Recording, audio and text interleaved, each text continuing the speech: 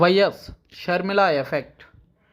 కడప జిల్లా నేతలకు సీఎం జగన్ కీలక సూచనలు.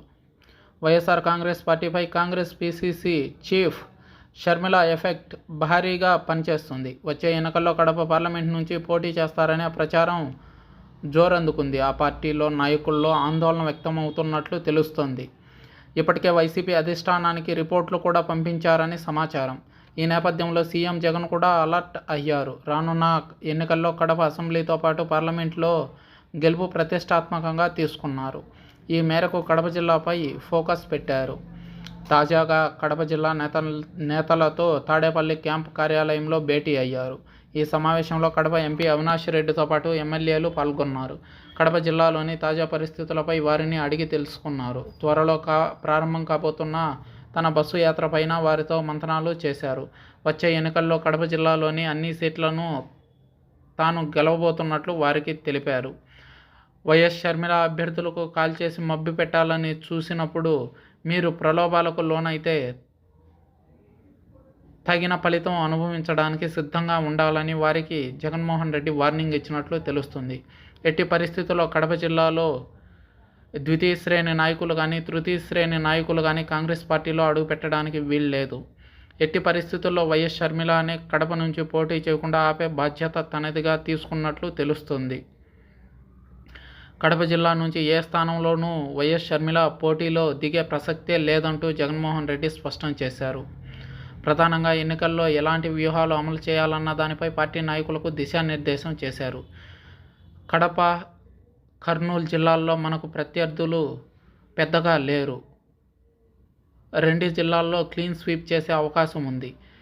2 జిల్లాల నుంచి కాంగ్రెస్ పార్టీలోకి ప్రథమ శ్రేణి, ద్వితీయ శ్రేణి, తృతీయ శ్రేణి నాయకులు ఎవరూ కూడా వెళ్ళడానికి వీల్లేదు.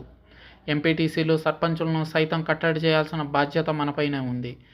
ఏ ఎంపీటీసీ కానీ సర్పంచ్ కానీ పార్టీ మారాలా అని ప్రయత్నించితే స్వయంగా తనకే ఫోన్ చేసి చెప్పాల్సిందిగా సీఎం జగన్మోహన్ రెడ్డి వారికి దిశానిర్దేశం చేశారు. ఎట్టి పరిస్థితుల్లో 2 జిల్లాలు క్లీన్ స్వీప్ అవ్వడమే లక్ష్యంగా పెట్టుకున్నారు. మనకిక్కడ కాంగ్రెసే పోటీ ప్రత్యర్థి కానీ టీడీపీ, జనసేన, బీజేపీ కూటమి మనకు ప్రత్యర్థులు కానే కారని స్పష్టం చేశారు జగన్మోహన్ రెడ్డి. బీజేపీ, టీడీపీ, జనసేన కూటమి ప్రభావం ఏ మేరకు ఉంటుందనే అంశాలపై వారితో చర్చించినట్లు, ఫైనల్గా తనకు వచ్చిన సమాచారాన్ని వారికి అందించినట్లు తెలుస్తుంది. అటు షర్మిల అంశాన్ని ప్రధానంగా ప్రస్తావించినట్లు తెలుస్తుంది. కడప జిల్లాలో కాంగ్రెస్ పురుడు పోసుకోకూడదు. కాంగ్రెస్ కడప జిల్లాలో తిరిగి తన వైభవాన్ని ప్రదర్శించితే మాత్రం వైఎస్ఆర్సీపీ అంతం మొదలైనట్టే అని జగన్మోహన్ రెడ్డి వారికి ఆదేశాలు జారీ చేసినట్లు తెలుస్తుంది. కడప ఎంపీ బరిలో ఆమె దిగితే ఏం చేయాలనే దానిపై సమాలోచనలు చేశారు. అయితే